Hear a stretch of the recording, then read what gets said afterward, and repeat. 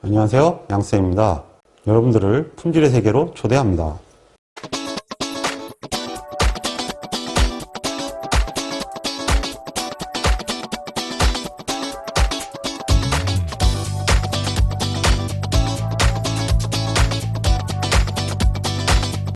이번에는 관리도의 판정 및 공정 해석입니다.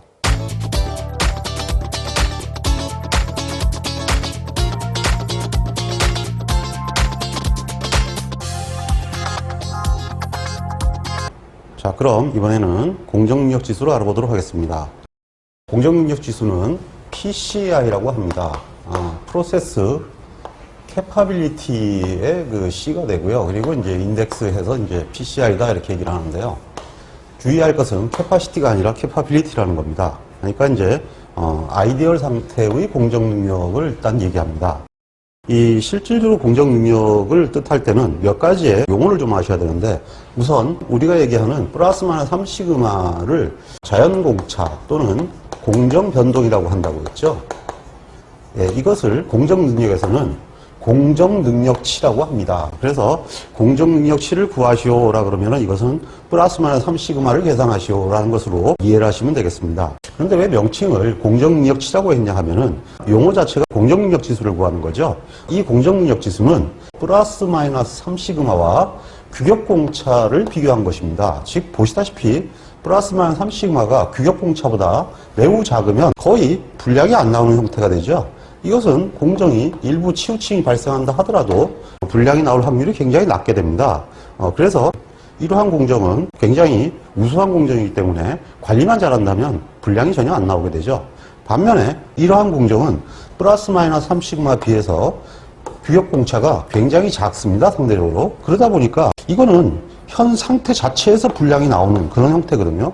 그러니까 이건 아무리 관리를 한다 하더라도 이미 분량이 쏟아지게 돼 있기 때문에 관리보다는 결국은 선별을 통해서 문제를 해결할 수밖에 없다는 얘기가 됩니다. 즉 관리해봐야 아무 소용이 없다는 얘기가 되죠.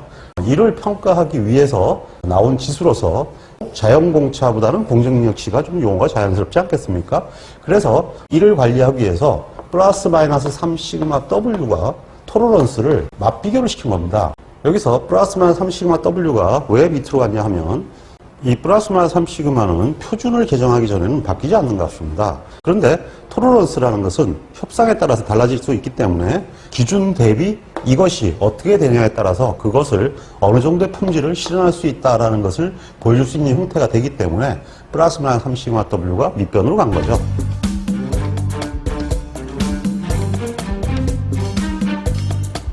자, 그리고 이번에는 규격공차가 양측이 다 존재하는 경우도 있지만 이와 같이 한측만 존재하는 경우가 있습니다.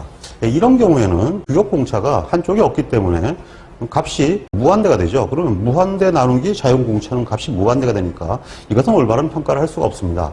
이러한 망소 특성과 망대 특성의 경우에는 한쪽 3시그마와 그리고 규격에서 목표치까지의 값으로만 비교를 하자라고 생각을 하게 됩니다. 그래서 일단 CPU 같은 경우에는 3시그마 W분의 U-X바로 값을 구하게 됩니다. 이때 이것은 상측 규격과 비교됐다 그래서 CPU라고 합니다. 반면에 망대 특성의 경우에는 반대쪽 3시그마와 X바-L까지의 거리를 비교합니다. 즉 X바-L 나누기 3시그마 W가 됩니다. 그런데 여기는 L에서 X바를 빼야 되는 거 아니냐 이렇게 물어볼 수도 있는데, 그렇게 되면 여기 마이너스를 붙여야 되죠. 그래서 이게 마이너스니까 또 약분을 하면서 또 바꿔야 되는 그런 문제가 있어서 마이너스를 처음부터 쓰지 않기 위해서 이와 같이 계산이 되었습니다. 자, 이러고 나면 CP와 굉장히 비슷한 형태가 되었습니다. 그래서 이거하고 이거는 이제 같아졌으니까 이것은 같은 방법이다 이렇게 판단할 수가 있는데요. 이것을 이렇게 만들어 놓고 나서 보니까 이거나 이것이 거의 같은 줄 알았는데 사실 엄청난 차이가 있습니다. 무슨 얘기냐 하면 기본적으로 CP의 경우에는 이 플러스 마이너스 3시그마 W가 변하지 않는 한 얘가 실제로 규격을 완전히 벗어나 있다 하더라도 CP는 변하지 않습니다. 즉 X바가 어디에 있던 간에 CP는 변하지 않는다는 얘기죠. 그러니까 CP는 분량률과 직접적인 관계가 전혀 나타나지 않습니다. 반면에 지금 현재 CPU나 CPL은 상황이 좀 달라집니다. 우선 이 CPL의 경우를 한번 볼까요? 지금 현재 여기 있을 때는 분량이 거의 없는 것처럼 보이는데 이것이 이쪽으로 이동을 합니다. 그래서 거의 규격 하한 쪽으로 이렇게 이동을 했다 그러면은 실제로 분량이 굉장히 증가하죠. 예, 근데 L에서 X바까지 거리도 굉장히 줄어듭니다. 즉 쉽게 얘기해서 CPL이 굉장히 작아지게 된다 이렇게 되죠. 그러므로 불량률과 반비례 관계에 있게 됩니다. 그러므로 공정력 지수가 커지면 불량률은 작아지고 공정력 지수가 작아지면 불량률은 커진다는 얘기가 되죠. 그러니까 불량과 관계가 직결되는 이 CPU나 CPL이 불량과 전혀 관계가 없는 CP보다는 좀 더 합리적이지 않습니까? 그래서 사실 CP는 CP대로 중요하지만 CP도 CPU나 CPL처럼 나타낼 필요가 있다는 것을 알게 되죠.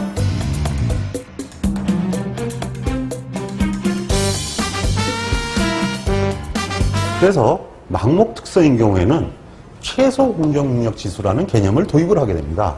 이 최소 공정 능력 지수라는 것이 무엇이냐 하면 이를테면 중앙에서 X바가 치우쳤습니다. 이렇게 X바가 치우치게 되면 사실은 CP가 우수하다는 가정하에서 이것이 이렇게 이동이 되게 되면 이쪽으로는 불량이 날 확률이 거의 제로에 가까워지게 됩니다. 별로 가운데 있어도 사실은 불량이 거의 안 나오는데 멀어지면 멀어질수록 당연히 불량은 나오지 않겠죠. 그럼 실제로 불량은 이쪽하고만 나옵니다. 그러면 불량을 따지려면은 이 규격의 관계없이 이 규격하고의 관계만 따져보면 되는 거 아니겠습니까? 그래서 이 CP는 이 당시에 CPU로만 계산을 한번 해보자 이렇게 산다는 거죠. 그러면 CPU는 U-X바 나누기 3σW가 됩니다. 반면에 이것이 반대로 치우치게 되면 CPL로 계산해보면 되겠죠. 그래서 X-L 나누기 3σ가 될 것입니다. 그러면 이것을 한꺼번에 같이 한번 써볼까요?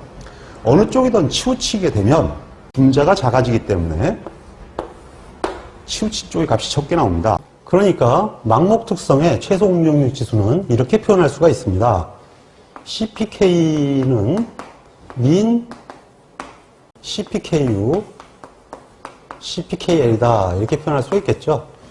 그럼 여기서 X바의 위치에 따라서 현재 만약에 X바가 M값 정중앙에 있다면 이 거리하고 이 거리가 똑같기 때문에 우열을 드러낼 수가 없는데 이거는 이론적으로나 그렇지 실제로는 똑같은 위치에 X바가 나올 수가 없죠. 그래서 X바는 여기서 분명히 치우치게 되는데요.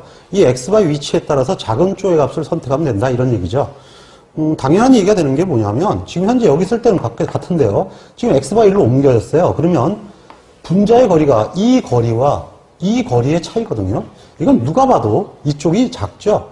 결국은 CPKU가 작은 값이 나옵니다. 그럼 적용을 하면 당연히 이 값은 CPKU가 된다는 얘기죠. 그러면 U-X바 나누기 3σW 이렇게 계산하면 된다는 얘기가 되거든요.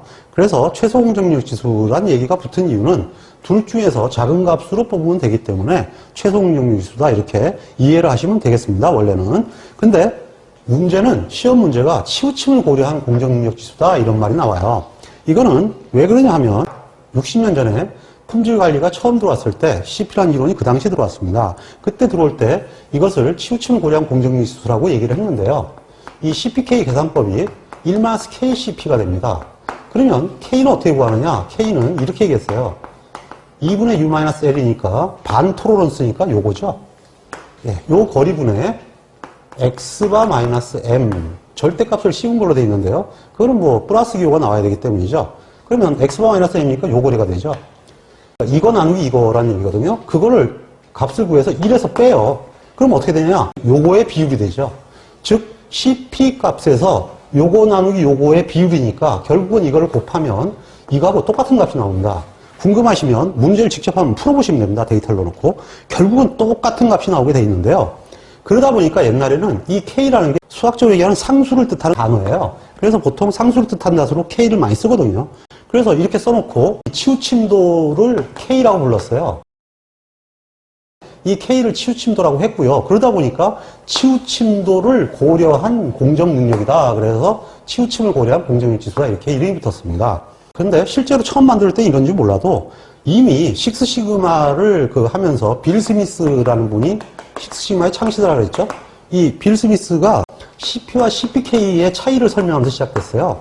자기가 식스시그마 수준에 맞춰가지고 CP를 해놓고 보니까 분명히 0.002 ppm, 즉 2 ppb로 분량이 나와야 되는데 생산을 하다 보니까 3.4 ppm 분량이 나오더라. 그러다 보니까 이게 뭔가 문제가 있는데 보니까 공정 변동이 플러스 마이너스 1.5 시그마가 일어난다. 그래서 공정 능력을 아무리 잘 갖춰놔도 이건 아이디얼 상태니까 이 값이 나올 수는 없고 최소한 이거 이상으로 품질이 나오게 된다. 이래서 그분이 이름을 붙일 때 최소 공정 능력 지수라고 붙였습니다. 사실. 그러면은 1980년대에 이미 이렇게 이름이 붙었고, 그리고 식스 시그마가 퍼지면서 이미 1990년경에 최소응용 지수란 말이 나왔거든요. 그러면 지금은 이런 말을 쓰지 말아야 되는데, 시험 문제 출제는 계속 이런 말이 나오고 있어요. 그러니까 여러분들 이공식으로 문제를 풀고 그러는데, 이것과 이건 결국 같은 거예요. 그러니까 왜 문제를 어렵게 풉니까? 그냥 이렇게 풀면 되지. 그래서 이 문제가 나오면 이것이 바로 최소응용 지수다 이렇게 생각하시고요. 그냥 이걸로 푸시기 바랍니다. 아시겠죠?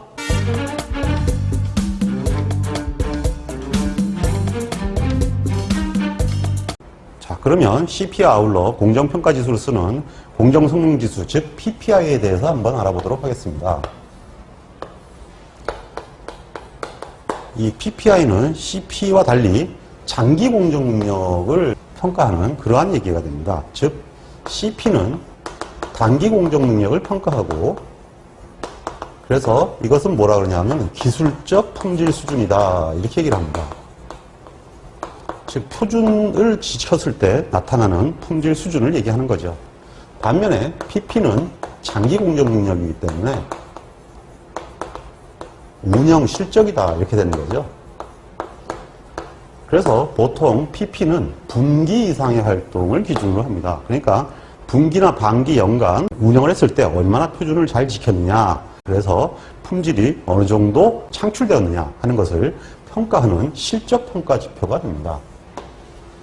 그래서 이 PP는 CP와 똑같은 개념의 계산인데요. 다만 계산 시에 이것만 달라집니다. 플러스 마이너스 3 루트 V U 마이너스 L이다 이렇게 계산이 되죠. 즉 여기서 이것은 시그마 W가 아니라 실적 표준 편차를 사용하게 됩니다. 이 실적 표준 편차는 시그마 T를 사용을 했는데요. 아시다시피 이렇게 되는 거죠. 예, 근데 이 분간 변동은 치우침만 얘기하고요. 이것은 원 변동을 얘기하기 때문에 예를 들면 3표가 나빠졌다든지 또는 작업자가 실수를 했다는 거지는 여기에 들어가 있질 않죠. 예, 그래서 실제로 오늘날은 이런 걸 사용하지 않고요. 시그마 오버올이라 그래가지고 사실 루트 V를 씁니다. 근데 시험 문제에는 이런 관점으로 문제가 출제가 되어 있지 않고요.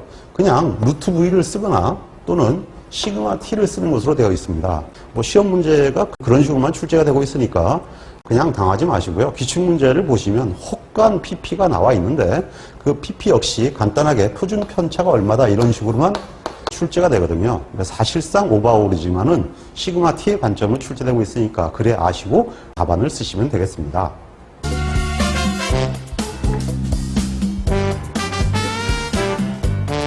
이것은 수험서에는 없지만 공정 변동을 나타내는 원인을 나타낸 것입니다. 즉, 이 시그마 위디인이 이렇게 형태가 되어 있다면 이것을 단기적으로 운영하게 되면 거의 뭐 평균치에서 미세한 변동만 일어납니다. 그러면 실제 실적은, 즉 루트 V는 시그마 오버올은 기본적으로 여기서 한 이런 정도가 되죠. 그래서 단기 변동에서는 시그마 위디나 루트 V는 크게 차이가 없습니다. 그런데 이것이 단기 변동인데 반해서 이건 장기 변동이 됩니다. 원래 설계된 상태는 이렇겠죠. 즉 이거는 기술적 능력, 즉 설계 상태라고 봐야죠. 근데 보시다시피 기간이 이게 장기간이 되게 되면 산포가 커지는 경우도 있고 치우침도 심하게 발생하고 그것이 오르락내리락 하기 때문에 이것이 한참 지나게 되면 굉장히 길어집니다. 그리고 재밌는 특징은 중심은 대충 맞아져요. 왜 중심이 맞아지냐면 이거는 중심극한 정리죠. 아래 맞추다 위에 맞추다 아래 맞추다 위에 맞추다 뭐 이런 것들이 계속 반복되기 때문에 당연히 중심은 장기 변동일수록 맞아 들어갈 수밖에 없습니다. 이것이 바로 중심극한 정리의 힘 아닐까요? 근데 어쨌든 간에 이렇게 장기 변동은 단기 변동보다 산포가 굉장히 나빠지게 되어 있습니다. 지금 변동은 공정에서 단기적으로 나타나는 이상 변동입니다. 예를 들면 치우침은 평균치가 처져서 나타나는 현상입니다. 이것이 지속되면 불량이 날 확률이 증가되죠. 그리고 경향 변동이란 이런 식으로 계속 평균이 증가하거나 감소를 하는 형태가 됩니다. 단기간이지만 합산되는 산포는 굉장히 나빠지게 되죠. 그리고 산포가 이렇게 쌍봉을 이루는 경우가 나타날 수 있는데요. 평균치가 조정을 했는데 조정된 상태도 맞지 않을 때, 즉 두 개의 이질적인 평균치가 같이 뭉쳐서 하나의 루트로 나타났을 때, 즉 변경점을 중심으로 여기가 되겠죠. 로트를 관리해야 되는데 이 로트 관리가 그렇게 안 돼 있어가지고 변경점이 포함돼서 로트가 관리되면 이와 같이 산포가 넓어지게 됩니다. 그러면 기본적으로 이렇게 산포가 넓어지면 어떤 문제가 일어날까요? 예, 아시다시피 국내 변동이 증가하기 때문에 치우친 변동을 알 수가 없게 되죠. 검출력이 떨어지는 관리도로 공정을 관리하게 됩니다. 그래서 단기 변동에서 이러한 형태들이 이상 변동으로 나타나기 때문에 이것들은 반드시 제거하고 표준화를 해야만 올바른 공정 모니터링을 할 수 있다는 얘기가 됩니다.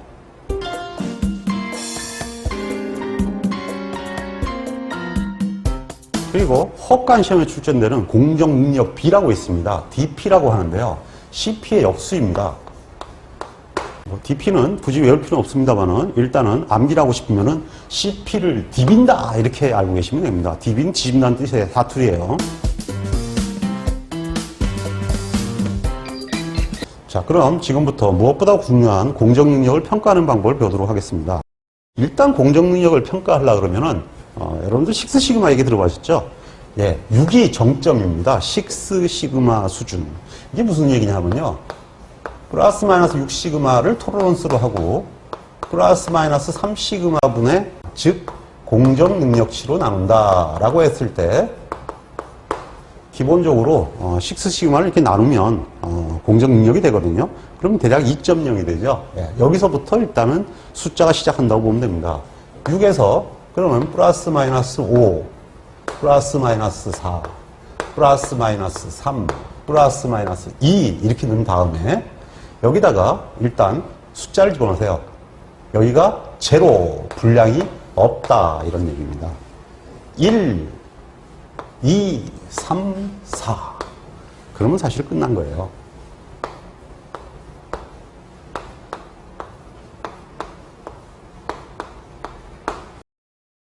과거에는 기본적으로 이 1이 기준이었습니다.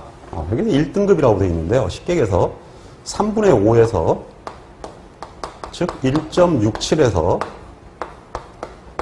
3분의 4, 즉 1.33이죠. 예, 뭐 이 정도면 공정은 굉장히 우수하다라고 얘기했습니다. 실제로 이 정도에 있으면은 분량이 기본적으로 0.1% 정도 이하로 나타납니다. 그러니까 쉽게 얘기해서 0.1%면 1000분의 1이죠. 예, 그 정도만 돼도 품질은 굉장히 우수하다고 생각했겠죠. 그래서 그 기준으로 평가된 지수였습니다. 근데 0등급은 왜 나왔냐 하면은 기본적으로 1000개, 1개가 이제 나오는 분량이라면 쉽게 얘기해서 기본적으로 고객들은 1000개, 1개도 분량을 원치 않는다 이런 얘기죠. 그러니까 고객들이 원하는 건 진정 분량은 제로이다. 이게 식스시그마의 사고입니다. 그러니까 결국은 어떻게 되냐 하면은 얘 위에 있어야겠죠. 그런데 4와 5 사이다 그랬으니까 여기도 5와 무슨 사이가 돼야 되지 않겠습니까?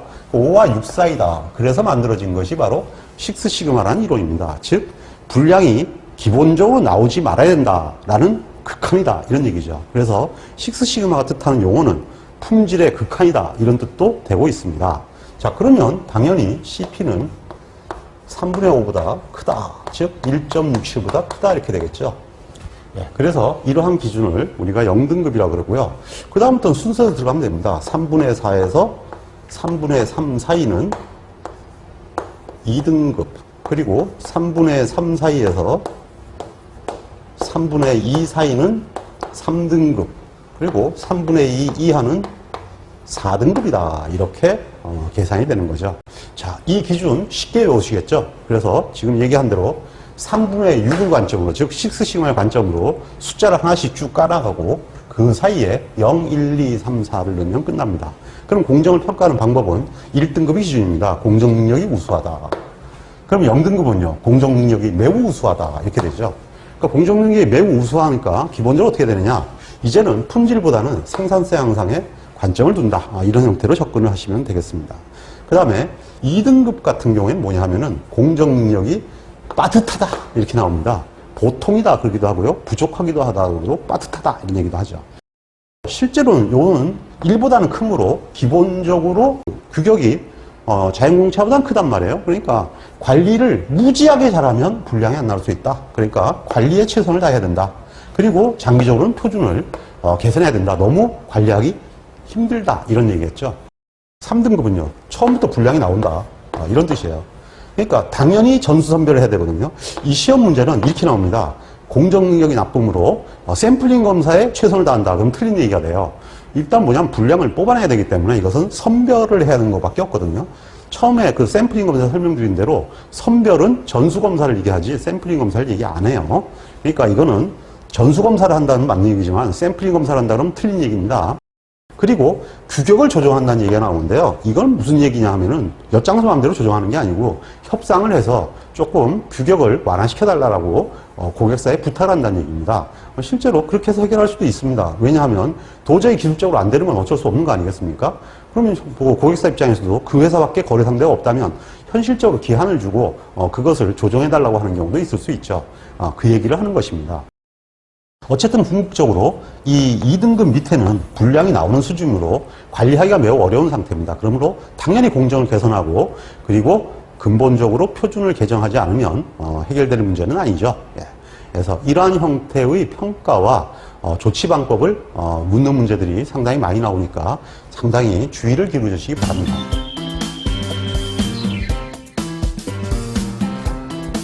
그럼 지금까지 학습한 공정 능력에 대해서 기초다지기를 통해서 확인해 보도록 하겠습니다. 문제를 한번 볼까요? 예, 규격 한계가 6.4에서 6.47이니까 규격 공차는 대략적으로 0.07이 되겠네요. 예, 이렇게 되고 어떤 품질 특성에 대해서 관리도를 그렸는 모양입니다. 그래서 N이 5인 관리도를 그렸고요. 부분분의 수를 20으로 해서 관리도를 작성했더니 X바바가 6.4297이 나왔습니다. 6.4297이 나왔다는 얘기는 기본적으로 하한 쪽으로 치우쳤다 이런 얘기가 되죠. 왜냐하면 상한과 하한의 중심은 6.435가 되죠. 6.435가 되는데 6.4297이니까 분명히 하한 쪽으로 치우친 게 맞는 것 같습니다. 그리고 알바가 0.0274입니다. 그러니까 두 번째는 일단 시그마 W를 구해야 되는데 알바가 있으니까 D2분의 알바로 구하면 되죠. 예, N이 5일 때 D2는 2.316이고 알바가 0.0273이라고 했으니까 1.174 곱하기 10의 마이너스 2승이 나오네요. 자, 그러면 먼저 CP는 플러스 마이너스 3시그마 W분의 토로런스니까 0.07 6 곱하기 1.174 곱하기 10의 마이너스 2승이니까 0.994 즉 1보다 작네요. 품질 설계가 매우 좋지 않은 상태입니다. 즉 3등급이죠. 표준이 좀 미흡하다, 나쁘다 이렇게 알 수가 있겠네요. 그럼 이제 현재 문제는 CPK를 구하라 그랬죠. 자, 그러면 CPK는 기본적으로 CPU나 CPL 중에서 작은 값을 계산해야 되는데 지금 현재 기본적으로 하한 쪽에 치우쳐 있으니까 당연히 CPKL로 구해야 되겠네요. 그러면 기본적으로 X바바가 6.4297이고 규격 하한이 6.4인데다가 3 곱하기 시그마 W가 1.174 곱하기 10의 마이너스 2승이므로 0.843이 됩니다. 이것도 역시 1보다 작죠? 3등급이네요. 치우쳐도 있고요. 근데 무엇보다도 이거는 뭐 치우침도 치우침이지만은 표준이 안 좋은 상태죠. 그러니까 당연히 이것은 선별로 공정에 일단 대응해 가면서 빠른 시간 안에 표준을 개선하는 것을 주 목적으로 활동을 하여야 할 것입니다.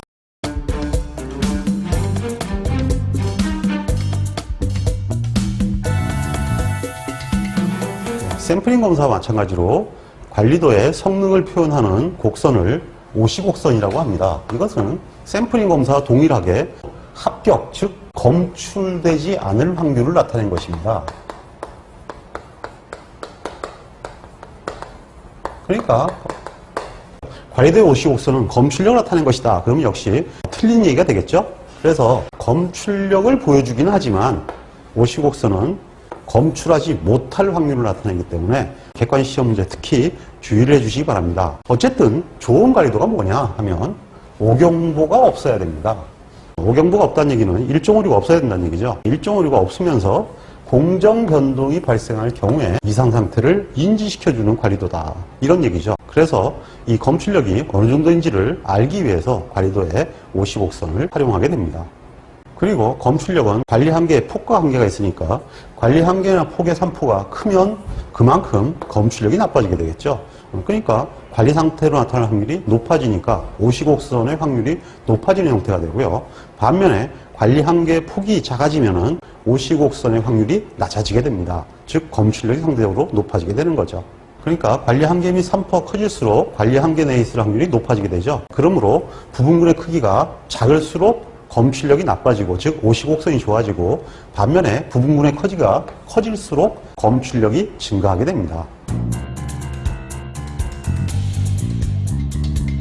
자, 이와 같이 부분군의 크기가 커지면 50옥선이 가파르게 된다 그랬죠. 실제로 가파라지고 있죠. 그런데 관리도에서 왜 N=5인 관리도를 많이 그리냐 하면은 지금 50옥선을 보시면 아시겠지만 5일 때와 7일 때와 9일 때 50옥선의 차이는 그다지 이렇게 크지 않죠. 시체말로 가성비가 많이 좋아지지 않죠.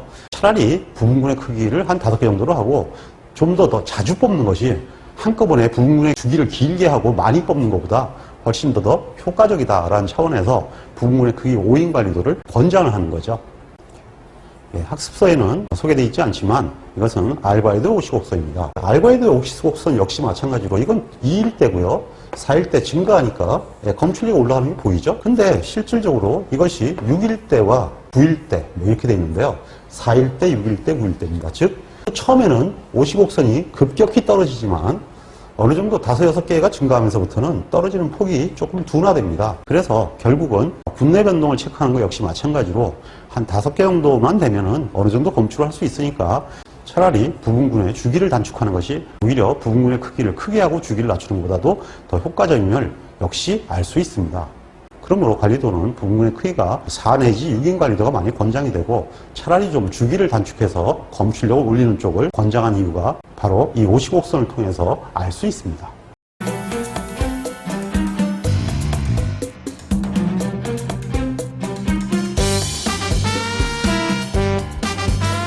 자, 그러면 이번에는 관리도의 검출력 계산 문제에 대해서 한번 알아보도록 하겠습니다. 기본적으로 이 평균치 관리도를 중심으로 주로 출제가 되고요. 이거 외에도 P나 X 관리도 등이 약간씩 출제가 되고 있습니다. 그런데 한 가지 전제 조건이 있는데요.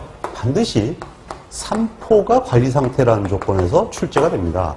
이건 왜 그러냐면요. 산포가 관리 상태가 아니면은 이 평균치 관리도는 치우침을 따지는 거거든요. 근데 산포가 이상 상태면 치우침이 중요한 게 아니라 프로세스 이상 상태예요. 즉 사람을 따지면 몸이 아프다는 얘기죠. 이렇게 되면 어떻게 되죠? 당연히 병을 고치고 봐야 되겠죠. 그런 게 우선이기 때문에 프로세스 이상은 치우침이 고려 대상이 아닙니다. 일단 프로세스 자체의 복원에 초점을 맞추게 되므로 치우침이 있든 없든 셋업을 다시 해야 되니까 평균치 관리도가 얼마큼 치우쳤냐는 게 아예 의미가 없기 때문이에요. 그래서 어떤 형태의 문제가 됐던 이 평균치 관리도가 시험 문제에 나오게 되면 분명히 산포는 관리 상태다라는 것이 기본 조건으로 제시가 되어 있습니다. 물론 X 관리도도 마찬가지죠. 이 X바 관리도의 검출력 문제는 산포가 관리 상태라는 것이 전제 조건이고, 그리고 또 하나가 더 있는데요. 그 하나는 뭐냐면 팔대 규칙이나 민감도를 올리는 관리도는 적용하지 않는다는 가정하에서 순수하게 X바 관리도의 검출력만 계산한다는 것을 명심하시고 검출력 계산에 임해야 됩니다. 이것저것 생각하시다 보면 틀릴 수 있으니까 주의하셔야 합니다.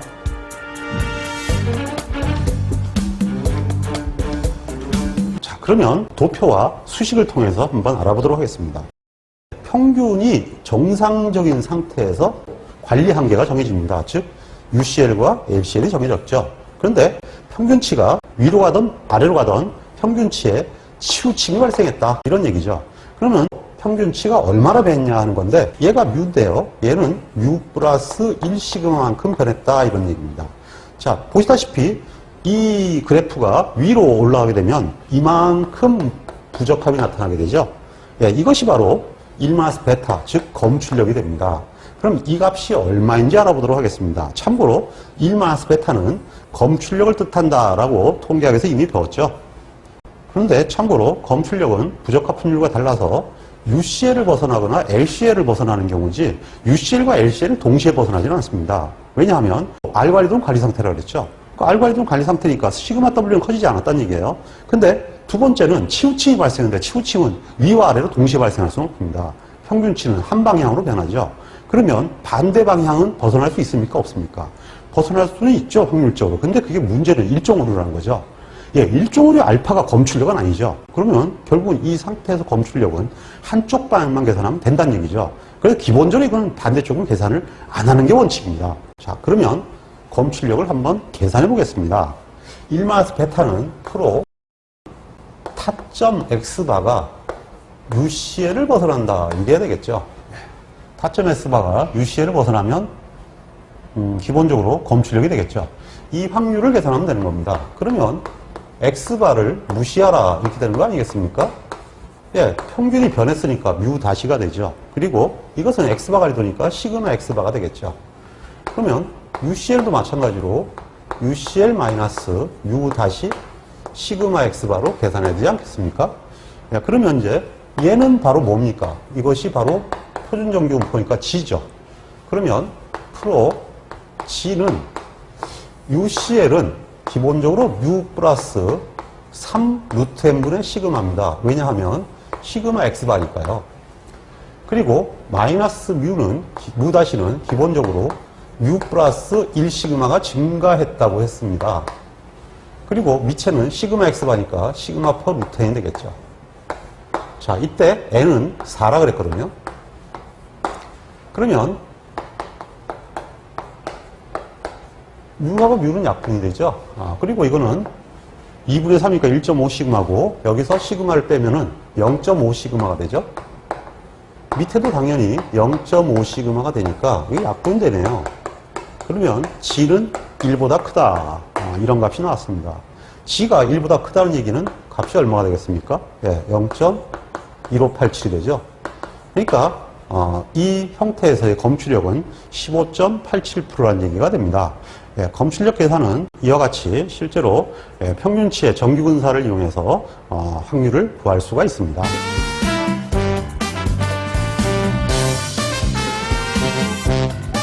이번에는 반면에 X바리도에서 1시그마가 변하는 경우입니다. 이러면 X바리도와 X바리도의 차이를 알 수가 있을 건데요.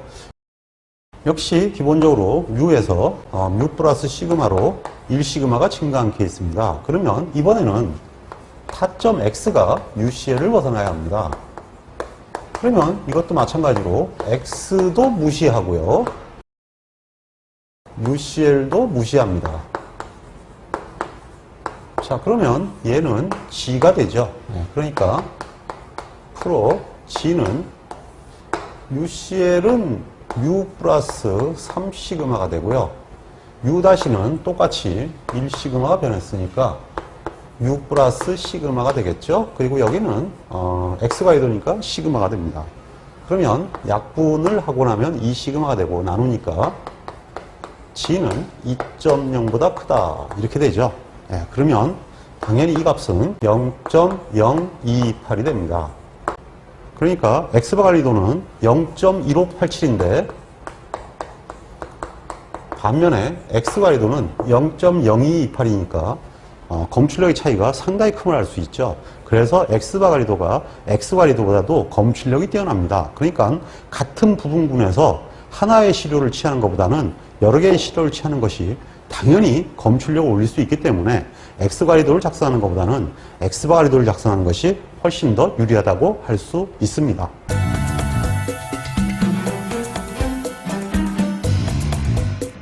자, 그러면 이번에는 이 검출력을 이용해서 탐지력을 확인해 보도록 하겠습니다. 이 탐지력이 뭐냐 하면요. 일반적으로 검출력이라는 것은 한 점을 타점했을 때 탐지할 확률을 검출력이라고 합니다. 근데 이 문제는 그게 아니고 이제 이 상태에서 K점을 타점하는 거예요. 이를테면 5점 정도를 타점했을 때까지 공정의 이상 상태를 탐지할 수 있느냐? 이것을 물어보는 것으로 이것도 검출력이라 그러면 좀 헷갈리니까 탐지력 또는 탐지할 확률이라고 보통 문제에 출제를 합니다. 근데 뭐 그 얘기나 사실은 똑같은 얘기인데요. 일단 관점이 좀 달라진 거죠. 자, 그러면 이때 접근하는 방식은 이항분포의 원리를 이용하는데요. 이때 그 검출력 1마스 베타를 기본적으로 검출할 확률 P라고 놓고요. 반면에 검출하지 못할 확률, 즉 베타죠. 그것을 1-P라고 합니다. 즉 P는 1-베타가 되고요. 1-P는 베타로 하여서 이항분포로 이 탐지력을 계산을 합니다. 무슨 얘기냐 하면은 예를 들면 공정평균이 μ 플러스 X시그만큼 치우쳤다. 그러면은 기본적으로 검출력을 P로 놓고 K점을 타점했을 때 검출 확률과 검출하지 못할 확률 이렇게 얘기를 하는데요.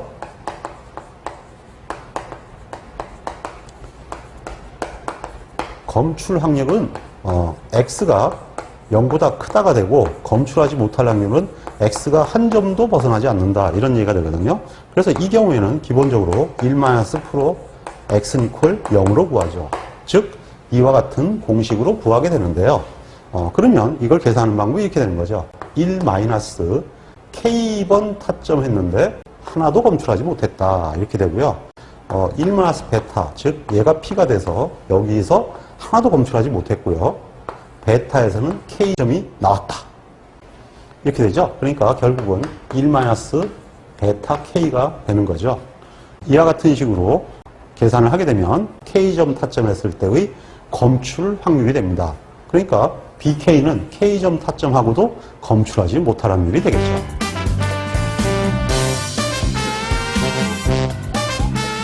자, 그러면 이러한 검출력에 대해서 기초다지기를 통해서 확인해 보도록 하겠습니다. 일단 부분문의 크기를 n=4인 관리도로 공정을 관리한다고 했어요. 이때 공정평균이 1시그마 상측으로 치우쳤네요. 이럴 경우에 5점으로 변화를 탐지하지 못할 확률을 구하시오 그랬습니다. 먼저 이 자체를 계산하려면 당연히 검출력을 먼저 계산해야 되겠죠. 이걸 알아야 확률 계산을 할 거 아닙니까? 그러니까 평균이 1시그마 치우쳤을 때 벗어난 확률이 얼마인 줄 알아야 탐지력을 계산한다는 얘기가 되겠죠. 결국은 이것은 X바 관리도니까 X바가 UCL을 벗어날 확률 이렇게 해가지고 계산해야 되겠죠. 그러면 G는 UCL 마이너스 뮤 다시 이거는 X바 관리도니까 시그마 X바가 되겠죠.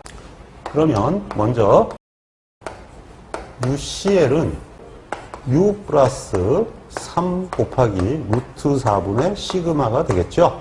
n이 4라고 했으니까요. 그 다음에 U는 1시그마가 올라갔다 그랬습니다. 그리고 시그마 X바는 시그마 나누기 루트 4가 되죠. 그러면 약분을 하고 나면 이쪽이 0.5 시그마가 되니까 계산을 하게 되면 G는 1보다 크다 이렇게 되겠네요. 그러면 1587이라는 확률이 나옵니다. 자, 이번에는 5점으로 탐지하지 못할 확률을 구하시오 그랬습니다. 5점으로 탐지를 하지 못할 확률을 구하시오 그랬으니까 LP가 되겠네요. 즉 한 점도 벗어나지 않는다.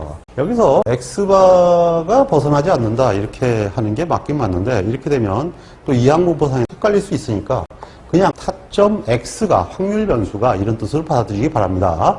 X바라고 써도 뭐 틀린 건 아니겠지만 하여간 이항분포에서는 그런 표현은 안 쓰죠. 그래서 이건 이항분포의 원리이기 때문에 X가 되는 거예요. 그러면은 5점인데 하나도 탐지를 못한다. 근데 검출력은 1587이라고 했습니다. 이건 벗어나는 거니까 하나도 안 벗어나야 되는 거죠. 그럼 반면에 1-0.1587에서는 몇 점이 나와야 될까요? 그렇죠? 5점이 나와야 되죠. 그러니까 0.42146이 되네요. 즉 5점을 찍어도 검출하지 못할 확률이 대략적으로 한 42% 정도다. 그러니까 검출될 확률이 한 60% 정도 된다는 얘기죠.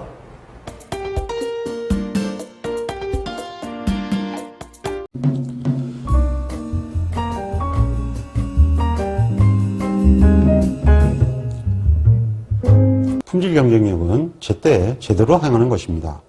양쌤의 품질경영 산업기사를 활용해서 반드시 원하는 자격증을 취득하시고 품질에 관한 전문가가 될 수 있도록 응원하겠습니다. 홍콩 파이팅!